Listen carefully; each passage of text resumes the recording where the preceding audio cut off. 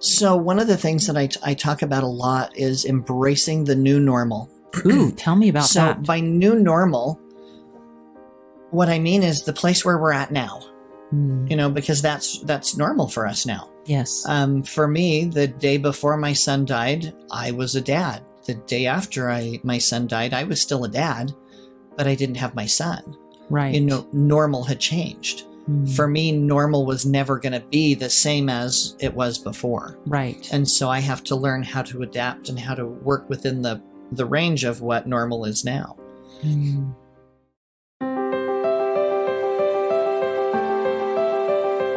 Welcome to Stories of Hope in Hard Times, the show that explores how people endure and even thrive in difficult times, all with God's help. I'm your host, Tamara K. Anderson. Join me on a journey to find inspiring stories of hope and wisdom learned in life's hardest moments.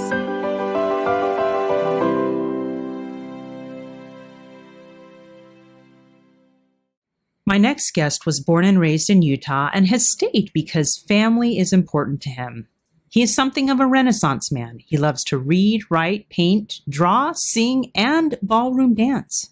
His day, night, and weekend job is being a realtor. He's been married for 25 years to an amazing woman named Susan that rolls her eyes at his dad jokes, but he is sure that she is laughing hysterically inside. As a writer, he is known by the name of A.D. Sherman. I am pleased to present Alan Smith. Alan, are you ready to share your story of hope? Let's go. Awesome. So first we have to tackle your A.D. Sherman name. Why don't you tell me a little bit about that?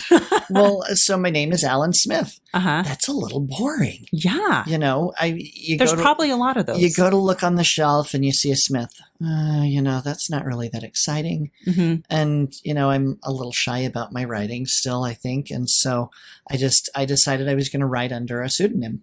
And I thought about it for a long time. And I was known as Sherman by a lot of friends in high school, kind of a throwback to the Bullwinkle and Rocky show where they had Sherman and Peabody, the dog that adopted the little boy. Yes. And so I went by Sherman for a lot of years. And so as I was playing with names, I'm like, what can I do? And I'm like, oh, I could do my initials and Sherman. So it's A.D. Sherman. A is for Alan.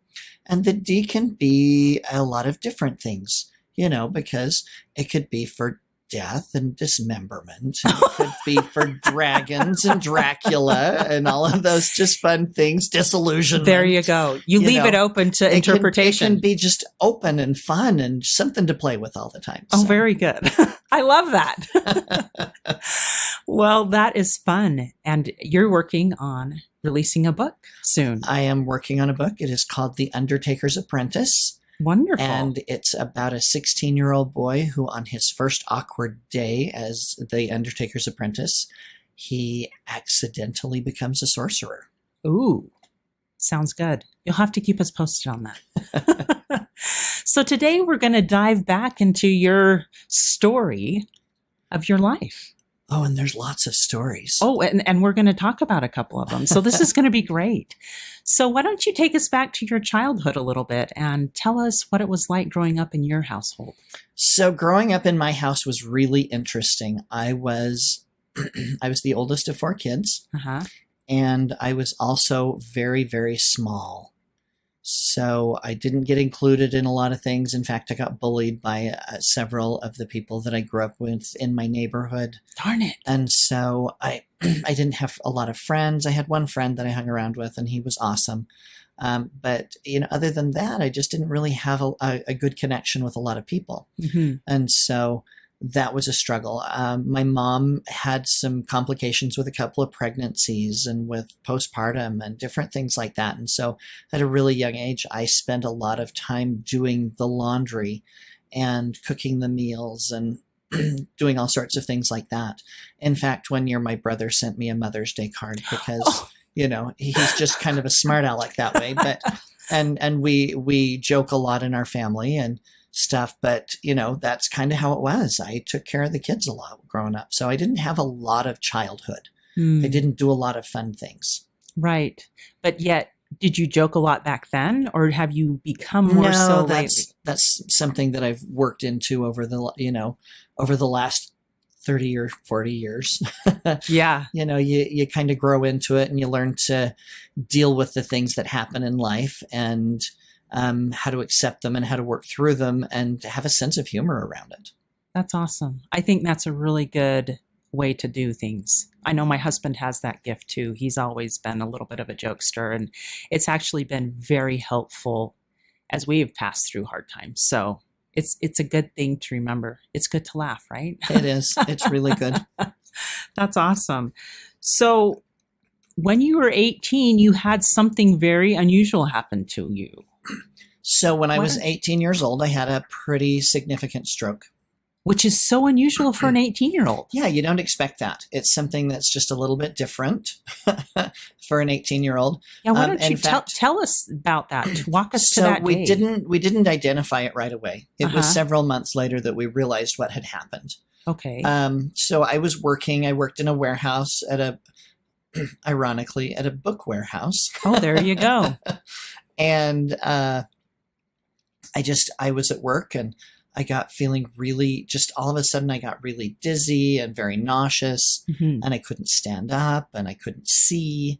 And it was very, just kind of insane. Well, I worked there with my mom and we had driven together that day and she had to be at work all day. So I went up and went into the bathroom upstairs away from everything. And I spent, good half hour, 45 minutes throwing up and just being miserable. And dragged myself finally out to the couch in the break room, and that's where I slept all day. Wow. And within a couple of days, I felt better and not completely better, but, better enough that I was able to go back to work. And we thought that was the end of it. Well, I went in for a physical when I was 18, and they do this little test where they have you look at their nose, and they put their fingers out to the side and they say, how many fingers do you see over here? And how many fingers do you see over here? Well, I could see one side. I could not see the fingers on the other side. They just didn't exist to me. I'm like, oh, there's two fingers over here, showing this side. And he had both arms out. Oh, interesting. And so this brought about a lot of tests and a lot of different things. And they misdiagnosed me as having an issue with a heart valve and took blood thinners for years and just different things like that to kind of help manage the situation because they still didn't know. Right. So fast forward to about 12 years, well, maybe 14, 15 years ago, because time flies. Yeah, it does. And I'm having stroke symptoms or MS symptoms. We're just really not sure what's going on. I'm having weakness. I'm having just lots of different things. We go in and see a doctor and they're like, oh, you have what's called a PFO, or an opening between the chambers in your heart, and that allows little blood clots to happen. So I was having more little strokes again. Oh, and so we went in and had a little surgery that they do with a catheter, and went in and closed up that hole with a device that is generally pretty successful, except for in like 5% of the people. Here's 5% over here. It's me. So it didn't completely seal the hole. So try another surgery 10 months later to see what they can do, because they thought it was another hole, but it was just the first hole. And I mean, so there's just like all of these different weird things over the years that have just kind of continued to rear their head around that first stroke and the experience of trying to figure out what in the heck is going on with me? Why do I feel tired all the time? Why do I feel, why do I just not feel like I can really accomplish much? Wow. And so we thought it was depression. We thought it was this. We thought it was that. And finally, about that, like I said, about 14, 15 years ago, we figured out what it was. And so that made a big difference in my ability to start moving forward and be able to really accomplish things in life, knowing what it was instead of always wondering. Right. Wow. That's crazy. So it took them that long to be able to diagnose that first episode at 18 years old as a stroke then. So a few months later, they're like, well, it probably was a stroke. And I'm like, well, Really? Probably. But because they didn't have it right then, they can't, say, well, yeah, for sure it was. Mm-hmm. But it's obvious because, MRIs were new at the time. Yes, Oh. I am that old. And so they used to drive around in a semi-truck and deliver it to each hospital, and they'd each get a day. Oh, wow. Yeah, pretty funny, right? And so right at the beginning of that new technology, they were able to go in and look at the MRI of my brain, and there's dead zones. Oh boy. You're like, thanks. Gray spots that are obviously from a stroke. And so, you start putting all of those pieces together, and all of a sudden it's like, oh yeah, here you go. Wow. That is really interesting. And so just watch for those symptoms so that I bet they're probably better at recognizing it now. There are some really good keys to being able to watch for things like that. If you see a little drooping in someone's face, or you feel tingling in your face and in your fingertips, or, Did you feel that? Yeah. Oh, you did? Mm-hmm. Okay. But, this is 30-ish years ago. Right. Or so. And so, they really didn't look at those things. They didn't really look for how to manage that, or they didn't expect 18-year-olds to have strokes or things like that. So no, they just really didn't look at all of the things that could happen there. So, wow, that's crazy. So after age 18, you ended up getting married. Yeah. So I've been married for 25 years. Congratulations. Wonderful. We had our anniversary last February, which was amazing. Oh, fantastic. 25 years. Yeah. And she hasn't kicked me out yet. So we're in good shape. That's good. That's really good. And I have met your wife, and she's a wonderful woman. Well, she must be if she's married to me. That's right. To have put up with me for that long. Oh, my goodness. But marriage and parenthood did not start off as smooth sailing for you guys. No, it really didn't. Why don't you tell us a little bit about that? So May 6th of 1996, we were blessed to be parents. Awesome. We had the birth of our first son, whose name is Bryce. And it was amazing, and he was beautiful and perfect and healthy, and everything was great, except that August 14th of 1996, he died at daycare of SIDS. Oh, my gosh. Just, not something you can plan for or expect or know is going to happen. It just, you go to work and the police show up at work and say, we have bad news. We need to take you back to the babysitters. Oh my gosh. What were you thinking at that point? Well, they told us what had happened. Oh, they did. And then took us over to spend time with him.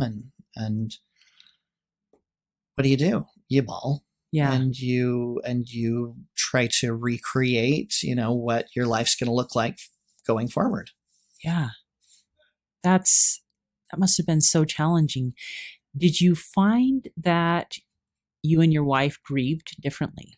Of course we did. For me, my job is the protector. Mm-hmm. My job is to take care of the family and to make sure that everything's okay. And so for me, I was about trying to control things and make sure that things were done right now. And, or because apparently I had screwed up somewhere. I hadn't done my job. I hadn't, done what I was supposed to. And for her, it was this emptiness of this place where she, should have never been to work. She shouldn't have gone to work because he felt abandoned, because somebody said that. That's why he left, because he felt abandoned. And so for years she felt like, she had done something wrong. The blessing for us was that it didn't happen at home, that it did happen at daycare. And that was really rough on the amazing woman who was watching him. Sure. Because she's the one that found him instead of us. Right. And so that took away some of the issues that other families have had in dealing with the death of an infant. Right. But we still had a lot of issues. We had to deal with the ideas of what if? What if I had just gone to pick him up 2 hours earlier? What if, we hadn't taken him to daycare that day? What if, what if? There's always 100 things you think about that maybe you could have done differently.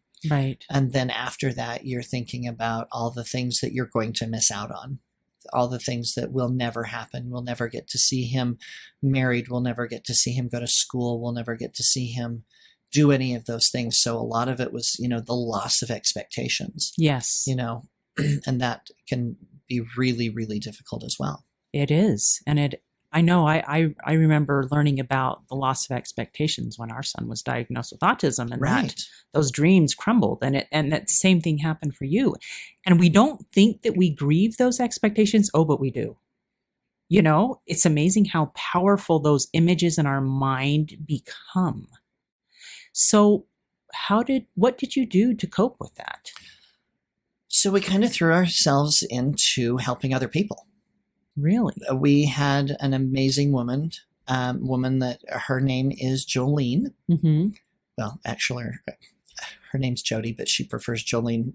Jody came to our house the first day, that very first day. Mm-hmm. We were told by the police officers that responded and that took care of us that it looked like SIDS. Mm-hmm. And so they gave us a phone number for a hotline, and we called, and this woman shows up at our house out of the blue. Mm-hmm. And she was a peer counselor, someone who'd been through it. Okay. And she was there, and she held our hands and walked us through it and was there for us and suggested things that maybe we wouldn't think of that could be done before the funeral. So we were able to have somebody go and do a plaster cast of his hand and of his foot that sits in our curio cabinet, which is fantastic. When I'm just having one of those days, I can just go over and look at it, because I don't want to rub I don't want to rub on it or anything, because that would, remove the detailing. But so she was just there, and we could call her and bawl, and she was there. Oh. We had support group meetings once a month for families. And so we went and we were able to talk to other people who had had the same experience or similar experiences, and were dealing with that. And so we had a lot of support through that group, through the Utah SIDS Alliance at that time. And when the time came, they asked us if we would be willing to step in and help other people and to do some of that. And so Susan and I took over as the co-presidents of that organization for a few years. Wonderful. And we were able to run the support groups, and we were able to help and work with the state health department in doing educational things. We ran something called the Back to Sleep campaign, and we had these little itty bitty baby t-shirts printed up that said, "This side up," for the front, so that people would remember to place babies on their backs instead of placing them on their side or on their tummy to sleep, because the incidence of SIDS was much higher when they were on their side or when they were on their tummy to sleep. Interesting. Don't know what that is. Don't know why. There's a lot of theories and a lot of different things around SIDS that people just don't understand and don't know. And that's kind of what SIDS is the absence of a diagnosis or of a reason. And so we were able to do just some amazing things. We were able to work with some amazing families all over the state. In fact, there's another group of families down in southern Utah that would help and worked on running support groups down there. And so it was amazing to be able to create this community of people that could support one another and be a part of that. And we still are super close to those families and run into them all the time or call them or do things. And so it's been really nice to have that support. Yeah, I can see that. So what were your conversations with God like at that point? Why? A whole lot of why. Over the years, I've learned that the why was because I had something to learn, and I needed to be in a place where I could benefit others. I needed the life experience of where I'm at in order to do the things that I need to do with my life. Doesn't necessarily mean you're happy to hear that. No. Or happy to learn that as you go. No. But that's what my conversations with God were like. It was, here's what you're supposed to do with this. So, and over the last 23 years since Bryce died, we've had the opportunity to be there and support many of our friends, family, strangers, people that live near us, in dealing with significant issues and grief around the loss of someone in their life, not necessarily just babies, but spouses and siblings or parents, because it creates a different thought process for me around, if somebody's hurting, I need to be there to help take care of them. Because you've been there. Been there, done that. Yeah. Don't want to ever do it again. No. Darn it. I know, right? Right. Did that impact at all? Now you have 2 other children. Did that make you guys scared to have more children? So our next oldest is Haley. She's 21 now, and she's a mom herself. Wonderful. When we were pregnant, when my wife was pregnant with Haley, she was just a little bit of a train wreck and just worried that everything's going to be, that she's not ever going to make it, that it's not, something's going to happen before she's ever born. And I was totally calm and at peace and that everything would be fine. Well, when the baby was born, when Haley was born, we traded places. Oh. And so Susan was really pretty calm around things and felt pretty comfortable. And I was a train wreck. Oh. And so the kids got used to me popping in the middle of the night, and I'd go put my hand on them and just make sure they were breathing. And I'd check on them, and so my kids never snuck out of the house as youth because they knew that Dad would probably wake up and catch them, because I'd check in on them all night long. It was just, if I woke up, I went in and checked on my kids. And so, yeah, just one of those crazy things. And there's probably a little bit of crazy there, but it is what it is. And that's just how I managed it. Yeah. It's probably your role as protector. When your wife was pregnant, your wife was in control, there's right? There's nothing I could do. Yeah. And so it's once the baby was born that you felt like, okay, I've got to protect my kids. I got to make sure everybody's okay. Yeah. I got to make sure everything's done right. I got to make sure that they're sleeping okay, and that my wife, if there's something happened, that my wife isn't the one to find them or whatever, Right. There's there's a lot of stuff that goes on in your head. That must have been hard. Do you still wake up at night even though your kids aren't in your house anymore? Yeah, but not as much. Right. So now they're grown up and you can say, okay, I've checked that box. Yeah. They're their own people now. Yeah, we've taught them what we can and sent them on their way. So they've sent themselves on their way. Yeah, right. and they call for advice, and I do the best I can and giving them ideas on how to manage what's going on in their worlds. And you just have to let them do their thing. Try not to be in the middle of it all. Right.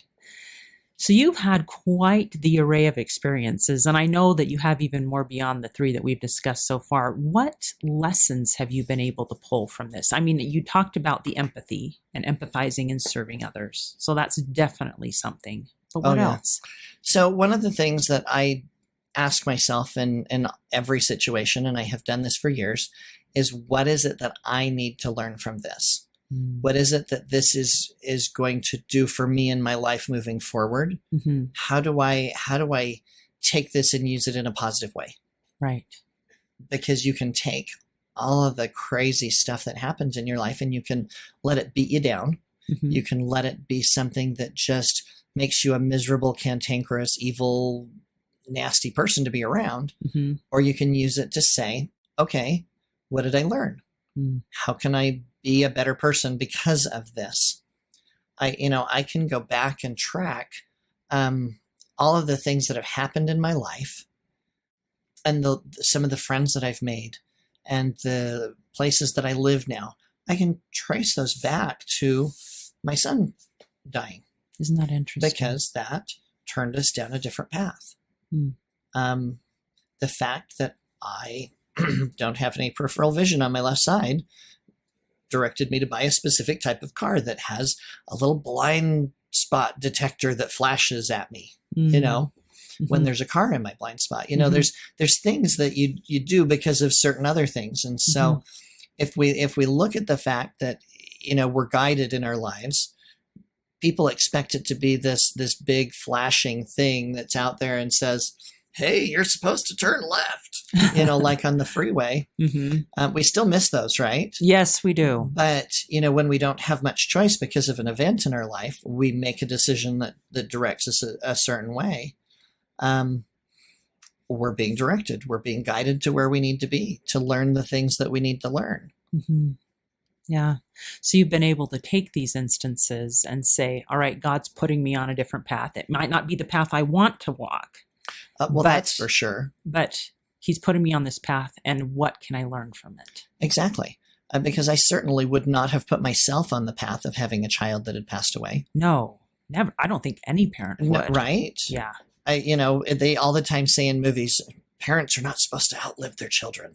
Yeah. And it's true, because that's a sentiment that we all have, and people shouldn't get cancer, and people shouldn't have to deal with abuse, and people shouldn't have to, go through lots of medical and health things, but we all do. We all have our things in life that are in front of us, whether we like them or not. The only thing we get to choose, really, is how we react to any given situation. Yeah. We don't get to choose how the car drives in front of us and that they run a red light and hit us. We don't get to choose those things. All we get to do is just make choices around how we deal with consequences and how we deal with the events as they come up in our lives. Oh, that's such wise wisdom there that you're passing on. Thank you.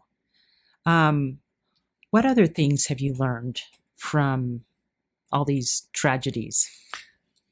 That we tend to look at the negative. One of the things that we learned early on after our son died is that we tend to make things just a lot worse than they really are. So we met with a psychologist that came in and worked with the group. And he introduced something to us that he called awfulizing. Awfulizing. Okay. Tell me about awfulizing. So it's like you get a hangnail. And it gets worse and it gets worse. And all of a sudden you just feel like you're going to have to go in and get your thumb amputated. Right? Yeah. Because it hurts so bad. Yeah. And so you've taken this little hangnail and now your thumb is throbbing and you're sure it's infected and you're sure that you're going to have to go in and at least have the nail taken off or whatever. Right. You've created this thing that is just horrible. Right. Out of something that's really pretty small. And it's because we tend to focus on some of those negative things and don't know how to get out of that cycle. So how do you get out of that cycle? So we have this little process that we teach people. And I tell them that you have to scale everything in your life on a 1 to 10 scale. Okay. And I call it the 1 to really crappy scale. Right. So 10 being the worst, Right. Think about your life. Or my life, think about what's the worst possible thing that's ever happened to you. What is that? What does that look like? How awful does that make you feel? That's your 10. Okay. So for me, my 10 is that my son Bryce died. Right. Nothing else in life really can compare to where that is. Right. And how awful that was and how hurtful that is still sometimes. So if I come home from work and the kids have been playing in the house and I do the laundry and I throw everything into the dryer and I come back later and I find that the kids had put crayons in the dryer along with everything else and it just happened to be the whites that were in there. And now we've got melted crayon in all of the white clothes, the dress shirts and all of those types of things. We tend to grow that into an 8. But if you look at what's really going on in life, that's probably a 3, maybe even a 2. Right. Right. So comparing it to the worst thing. Exactly. So if you have a tendency to always put yourself in a place of misery or scarcity, you really have to scale that and remind yourself, okay, this isn't the worst thing. This is really an okay thing. In fact, I had a friend that so I spoke in a church meeting and talked about this specific thing and, talked about how my 10, was when Bryce died and, how everything else in life to me now seems like it's about a 2 or a 3. Sometimes there are 6s and 8s and Sure. but they're generally not as severe. Right. And she came up to me afterward and she says, we're just getting ready to move. And our 5-year-old, we had all of our clothes lined up in the laundry room, kind of the stuff that we're taking, to make sure that everything was there. And he opened a bottle of bleach and poured it all over everything. Oh, no. And we're leaving in 3 days Oh, to move out of the country for this job assignment. And I'm realizing that it felt like a 10 and it's really a 3. Right. And so it's really good for us to be able to have that, something to compare to. Right. You can, take it and compare it to whatever that happens to be in your life. Or if you don't have something really bad or that doesn't feel like it just doesn't feel real, you can borrow my 10. Yeah. And just no think, thanks. and just think, okay, how does it compare to Alan's 10? Right. Okay, this really is not a 10. Right. Right. Right. And suddenly you feel a lot lighter. You feel like you're in a much better place. Wow. Isn't it amazing that we can control so much of our reaction by just changing our thoughts? Huge. Yeah. Yeah. It's a huge difference. That's amazing. Because that's where most of those things live is in our thoughts. Yeah. We roll them around and around and around in our head, and they pick up some momentum. They do. And, it's like being on a roller derby course. Yeah. Especially if you're tired. Right. Or worn out or sick. Everything is much worse. Absolutely. Yeah. We're going to take a quick break, but when we get back, would you mind finishing telling us a few other lessons you learned along the way and maybe advice that you would give to others who have been in similar situations? Sure. Awesome.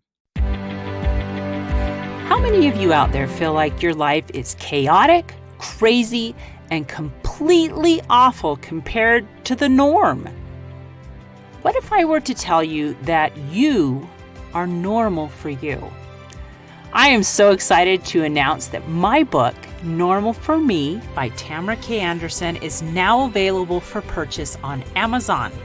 This book took me 10 years to write, and I share 20 years worth of lessons learned in my life detours, including being in a car accident and having 2 of my children diagnosed on the autism spectrum. In this book, I share the secrets of how I made it from despair to peace with God's help. I also include a bonus diagnosis survival guide at the very end of my Normal for Me book. The Diagnosis Survival Guide includes 12 tips to survive and thrive in tough times. Wouldn't you like to know what those are? So what are you waiting for? Grab your copy of Normal for Me today on Amazon. And we're back. Today I'm interviewing Alan Smith about some of the life detours he has been on, and he's been giving us some advice of what he has learned having a child who died with SIDS, having a stroke at age 18, and also being an early caretaker and bullied when he was young. So, Alan, we have talked about awfulizing, and we've also talked about making a scale in our minds of what's really awful. And then when bad things happen during the day, also putting that on this awful scale and saying, okay, this really isn't as bad as that one thing. So we kind of tone down our reaction to it. So those are 2 just amazing tips. What other advice or things have you learned from all these things that you have been through in your life? So, there are so many things that we can learn if we just pay attention. Yes, that's true. You talked a little bit about being about the fact that I was bullied when I was younger. Yes. And it was the kids in my neighborhood. Right. And there was one specific person who was just pretty horrendous, pretty awful to me, and looked for every opportunity to make my life miserable. At least that was my perception at the time. Sure. And honestly, looking back, he's just being a normal kid and just didn't have a sense of, how you treat people. Right. Or maybe he did. I don't know. Right. But it's not something that I've held on to. And it's because I had an opportunity at one point in my religious upbringing. We often have an opportunity to go and be in a very spiritual place. And one of the opportunities is to stand in a circle of prayer. And one of the things that they say to you is that if you have any hard feelings towards someone in the circle, that you should withdraw. Well, it just happened that we were both had the same opportunity at the same time. And so this person was there standing across from me in this circle. And I had the opportunity at that minute to say, do I withdraw? Do I remove myself from the situation, or do I continue and just let go of it? And I chose to let go. Wow. I just decided, okay, here's my chance. Here's how it's going to be. It was a split second. It wasn't something that I had time to think about, to plan, to work through, all those things that we put together when we're trying to forgive someone. It was an instantaneous, either I do it or I don't. Right. And I did it. Wow. And that was 30 years ago. And I can honestly say that in the last 30 years, I have not harbored any ill will towards him. Wow. It just went away. And obviously that's not my doing. Right. I believe that's part of, God's plan. I consider that to be a part of the atonement. Because I'm Christian. I believe in Jesus Christ and for what he did for us. I believe that was taken. I offered it up and said, I'm willing to give it up. And he said, I'm willing to take it. Wow. And I've never had another ill feeling or anger towards him in any way, shape, or form. And about 13, 14 years later, I got a phone call and they said that this person had a heart attack and died at a very young age. Wow. And I felt incredibly blessed that it was something that I had let go of, and I could go to the viewing and I could go to the funeral, and I didn't feel like I was still mad. I mean, it wasn't there. And so it was amazing to me that I had that opportunity and that I was able to just let go. And what it's taught me over the years is that it doesn't have to be a long drawn out process. I can just say it and it can go away. It's just a matter of releasing it and saying, here you go, please take it away. And it'll go away. That is awesome, because often when we harbor bad feelings towards someone, it's doing us more harm than it probably ever did for them. Right. Yeah, they're oblivious. They don't know that. They don't know what's going on in our heads. Yeah. Yeah. But it's us that it's hurting. That is a powerful lesson. And God is strong enough to help us overcome those feelings, and he can take them. Yep. As long as we're willing to give them. Yeah. And get rid of them and give them away and let them be somewhere else and just not exist, then he'll take them away. That's amazing. That's a fantastic lesson to learn. So what advice do you give to people who are grieving or who have lost a family member or a child or someone close to them? I know you've had a chance to counsel them. So what advice do you give to those people? So one of the things that I talk about a lot is embracing the new normal. Ooh, tell me about that. So by new normal, what I mean is the place where we're at now, because that's normal for us now. Yes. For me, the day before my son died, I was a dad. The day after my son died, I was still a dad, but I didn't have my son. Right. Normal had changed. For me, normal was never going to be the same as it was before. Right. And so I have to learn how to adapt and how to work within the range of what normal is now.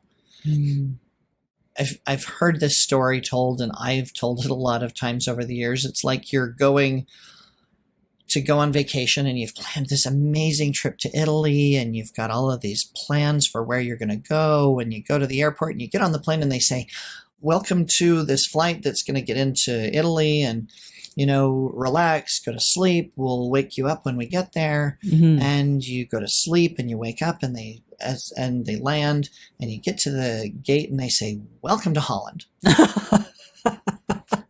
And you're like, but wait a minute, I was planning to go to Italy. But you're in Holland. And there's amazing things in Holland. There's a lot of really cool stuff that you can see. There's windmills and there's tulips and there's wooden shoes and there's all of these really cool things, but it's still not Italy. Right. And so you're in this different place that can be really wonderful and can be great. It's just not the same as what you were expecting. And so learn to identify that things can still be good, is a part of that. The other part of that is when you're on the other side of the table from someone who is in a new normal space. Yes. Or if you're the person in the new normal space, realizing that anyone that's not in the normal space with you doesn't get it. They don't really understand what you're going through because they go home to their normal. Yeah. Their normal isn't affected daily by whatever it is you're going through. Yeah. It is affected by whatever's going on at their place or where they live or where they work or wherever they're at that moment. So oftentimes people who've had a loss and in the beginning, people just crowd around them and just support them and hold them up and take care of them and bring meals and just walk by and drop off flowers or whatever. There's a ton of this, but as they get reabsorbed into their new normal. So for me, Bryce died and we come home to a house that was now empty instead of having a baby there. But our neighbors still came home to their 2 kids. Right. Our neighbors down the street came home to their 4 kids. And so they're absorbed in managing all of their things in their life. And it's 2 weeks past the funeral. And so they don't think about the fact that I'm still over here going home to an empty house. Yeah. Because they're absorbed in all of the other things. Does that make sense? Yes, totally does. And so it's about creating a place where you remember that somebody's in a new normal space and finding ways to still support them in that place and be able to help them with whatever happens to be coming up for them or whatever is getting in their way or causing them to, have a really hard day that day. And it doesn't have to be crazy hard. It doesn't have to be a lot of work.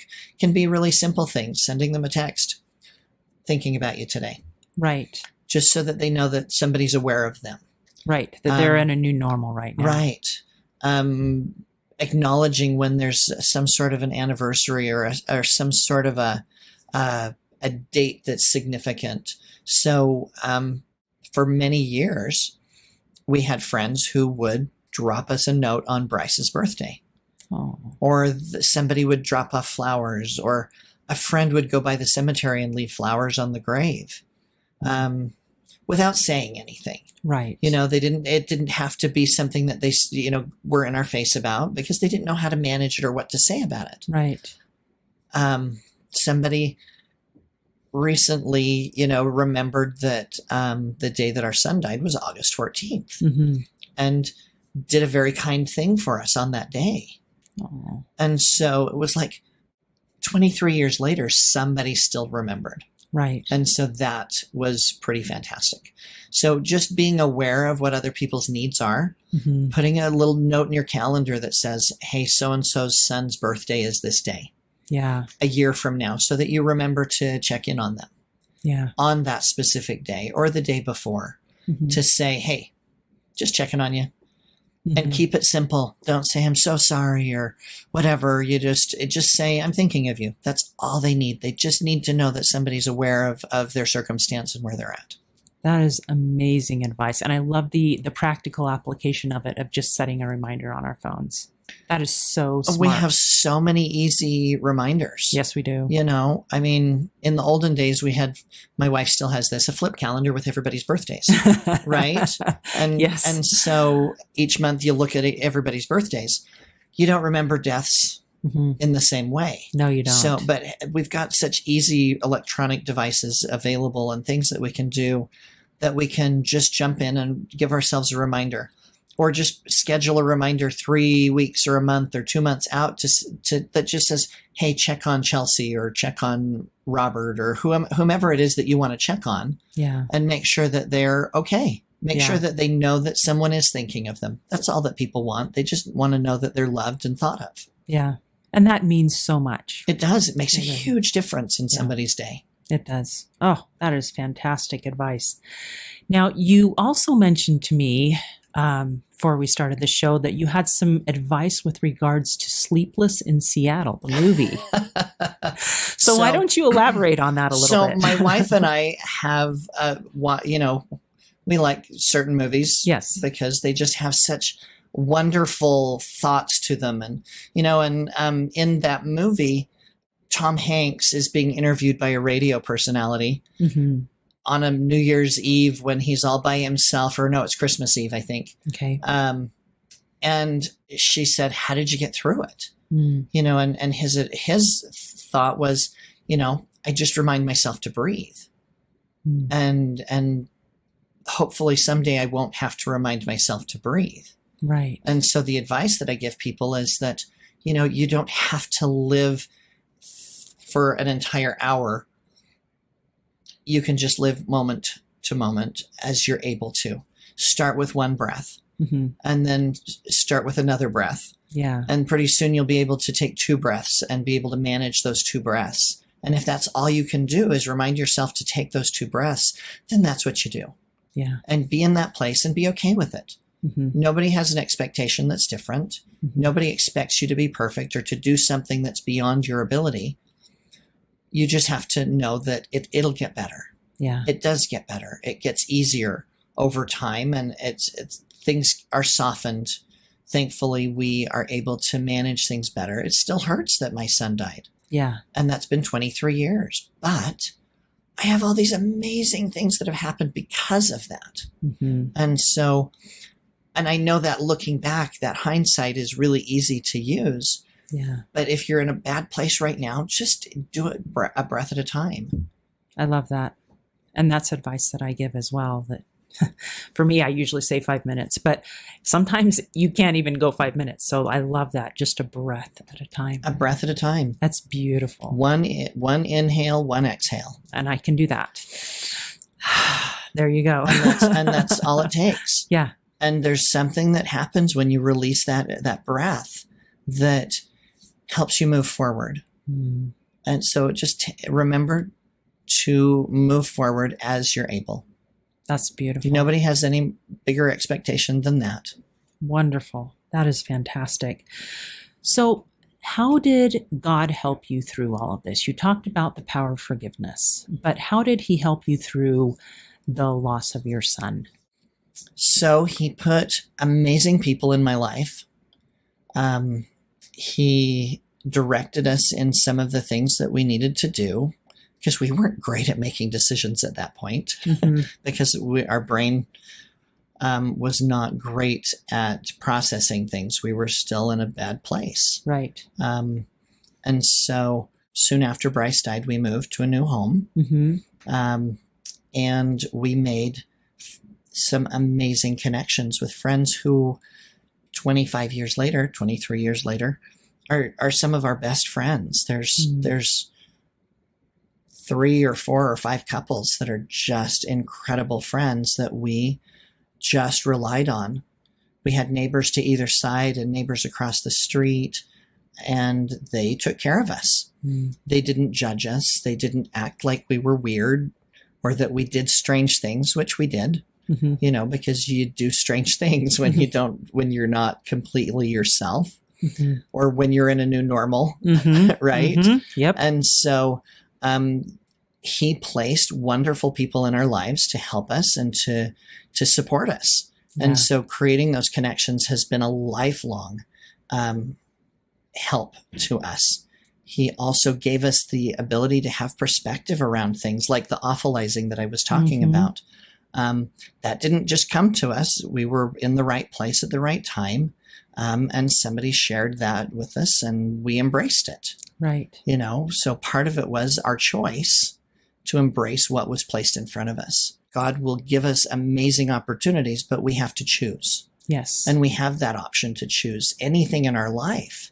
And I think that we forget that sometimes. I think we are feel so wrought upon by daily occurrences and awful experiences and things that people do, or we don't get to process it all, and we just feel like we're totally overwhelmed, but we forget that we can choose how to manage that. And so we have to take a step back sometimes and take that deep breath. Yes. And then choose to move forward and choose which direction to move forward.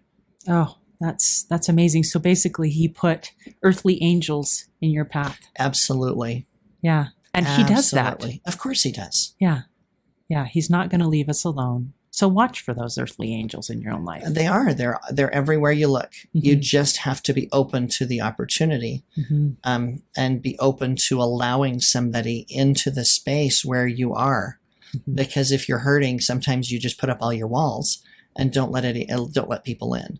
But you just have to let them in a little bit, and they don't have to be all the way in. They don't have to be in the middle of it. They don't have to know all of the pain. You don't have to, ugly cry in front of them with the snot and the tears and everything, the drool, right. Yeah. But if they know that you're in that place, people are more than willing to just be that person that checks in on you, or that says, let's go to dinner, or says, let's have a barbecue, or let's go for a walk.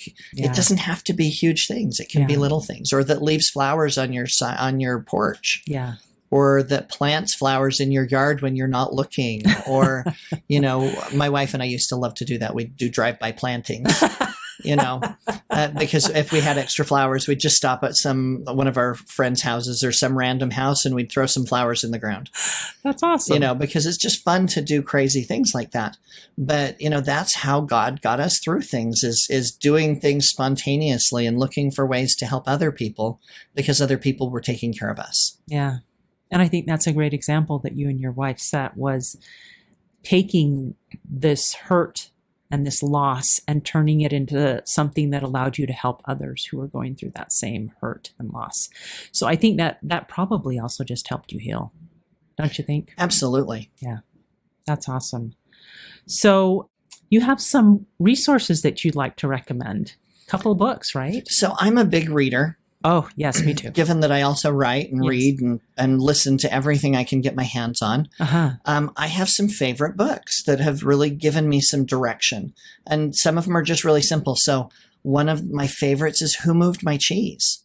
Oh, tell us about this book. Because have you read this one? I don't know if I have. Oh my gosh, this is an incredible book. It talks about there's two little men, and they're Hem and Haw, and there's two little mice named Skim and Scurry. Okay. And they live in this maze, and every day they go to the cheese station to get cheese.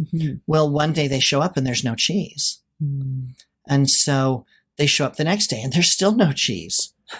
And they show up again and there's still no cheese, which is just like our lives. Sometimes we show up for things and all of a sudden they're gone. Right. So all of a sudden something has changed, just like our lives. Yeah. Things change. I had a friend who got laid off his job last week. Ugh. And so things change. We don't necessarily get to choose again what happens in our lives. We just have to choose how to manage it. So in Who Moved My Cheese, you have Hem and Haw, the two little men who just stay right there and wait and lament and miss their cheese and miss how nice it was to show up and the cheese was always there.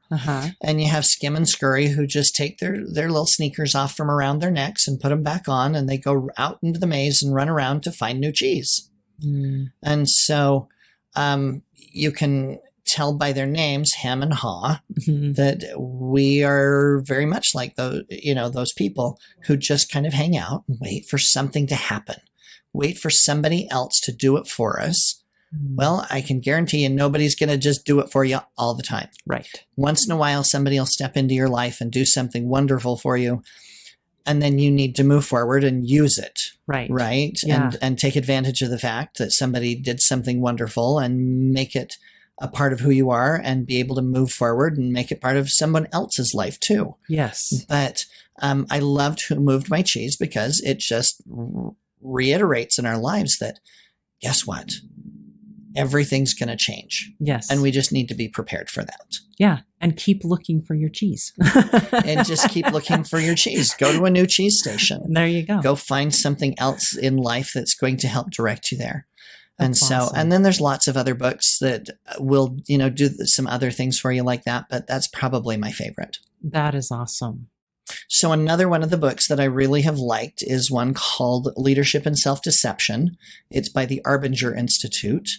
And it's one where it just gave me a lot of thoughts and helped direct my life in a way that was interesting to me. Because I hadn't thought of things in that same vein before, and how we deceive ourselves. Ooh. You know, we put up a lot of walls, and we put up a lot of things that create stories or thought processes that aren't necessarily accurate. And so that's one that I would recommend that people go take a look at. So that just kind of helped you think about things a little bit differently. It just gave me some really good thought processes to work through and to kind of think about. And it was really good. Awesome. Well, we will definitely link those in the show notes so that people can find it. Now, there might be somebody who has just really resonated with you and your story. Is there a way that they can reach out and find you? So you can email me. I'm using my author email for that. It's adshermanauthor@gmail.com. Awesome. Because that's just a really easy place for me to kind of gather that type of information and those types of emails into one place where I can follow up and make sure that I'm taking care of people. Wonderful. Thank you so much. Sure thing. Alan, you have been such a joy to have on the show, and the bits of wisdom that you have shared with us are just amazing and profound. So I'm sorry you had to go through so many hard things to learn those bits of wisdom, but I'm so thankful that you are able to share them with us and to have such an amazing perspective on life. So thank you for sharing this with us today. Oh, you're welcome. Thanks for having me today. Hey, thanks so much for listening to today's show. I know that there are many of you out there that are going through a hard time, and I hope you found things that have been useful today as you listen to the podcast. If you would like to access the show notes from today's podcast, visit my website. It is storiesofhopepodcast.com. That is where you'll find favorite quotes from today's episode and shareable memes. And those are fun because you can share them with your friends on social media. You will also find the links mentioned throughout today's episode, so you don't have to remember what those were. And also all the tips that were shared. Sometimes tips are shared so much throughout an episode you forget. What were those great things? So go to the show notes, storiesofhopepodcast.com, to look up these fantastic resources. You know, if someone kept coming to mind during today's episode, perhaps that means that you should share this with them. Maybe there was a story shared or a tip that they really, really need to hear. So go ahead and share this episode with them. May God bless you, especially if you are struggling, with hope to carry on and with the strength to keep going when things get tough. Remember to walk with Christ, and He will help bear that burden. Above all else, remember, God loves you.